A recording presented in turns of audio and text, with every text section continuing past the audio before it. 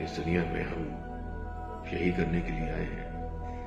اللہ پاک نے ہمیں تخلیق کیا تاکہ ہم اس کے بندوں کی مدد کر سکیں، ہم وہ کر سکیں جس سے میرا رب، میرا پروردگار خوش ہو،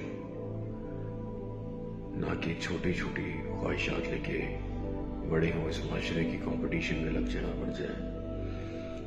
The whole society works under one thing, competition. School میں، کالج میں، یونیورسٹی میں سوسائٹی پریشر، that's it.